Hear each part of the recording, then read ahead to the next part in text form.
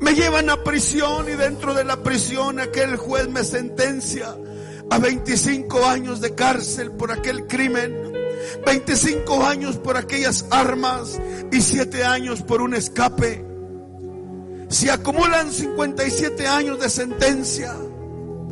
Pero dentro de estos 57 años caminando yo por ese penal, no me interesaba nada. Aún seguía la misma vida, aún seguía caminando por el mismo camino, seguía induciéndome a las drogas, haciendo mal, haciendo maldades. No me interesaba Dios, como decía mi hermano. A mí no me importaba su Dios. Yo no quería nada con su Dios. Yo lo único que decía: dejen a mi diablo tranquilo.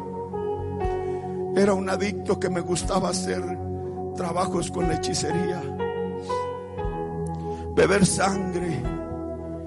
Estaba mal de mi cabeza. Pero dentro de ese penal había un hombre que me empezó a hablar de Cristo. Cada vez que aquel hombre estaba yendo a predicarme la palabra de Dios, era algo que yo lo expulsaba y no aceptaba.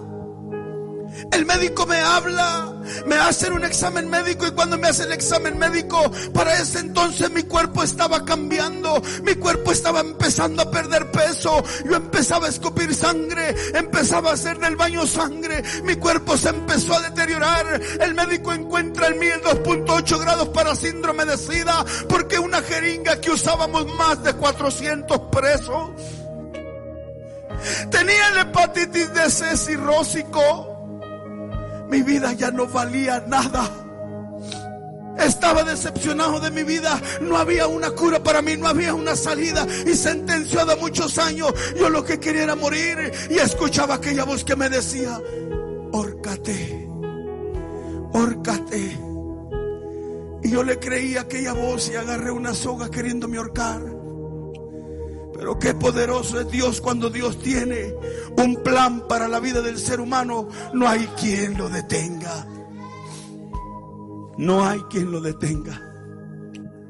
Y caminando en esas celdas, decepcionado de la vida, llegaron los paramédicos cuando me quise ahorcar. Después me quise dar una sobredosis de heroína, queriendo morir. Pero aún así no encontraba la muerte, porque Dios tenía trazado en mí un plan. Oh, maravilloso es Jesús. Su palabra se cumple. Me castigó gravemente Jehová, dice, mas no me entregó a la muerte, sino que viviré y contaré las obras que el Altísimo Dios hace para conmigo. Oiga, pero dentro de ese penal, cuando yo estaba en ese lugar, ya no había una solución para mí.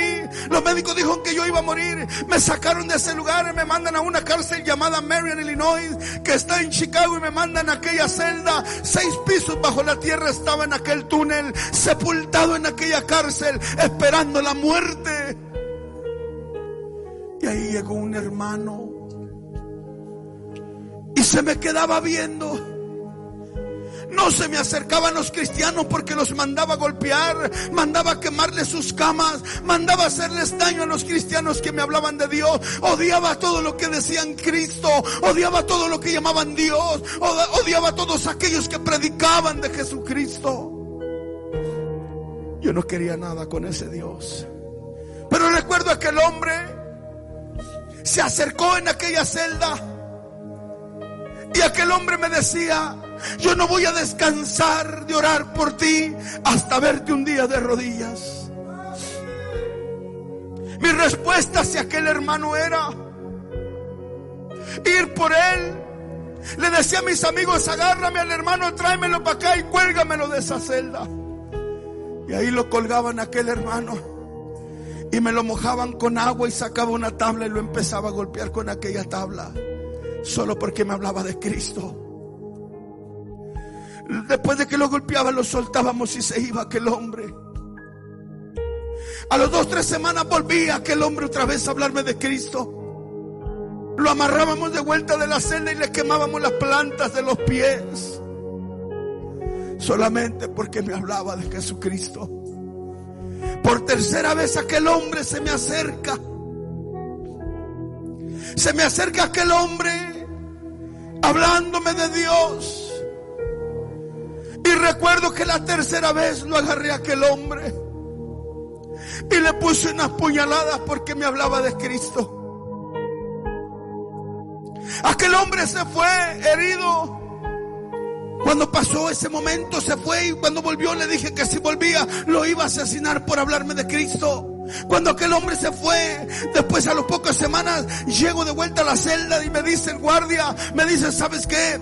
Ahí te dejaron un regalo. Y ese regalo era una Biblia.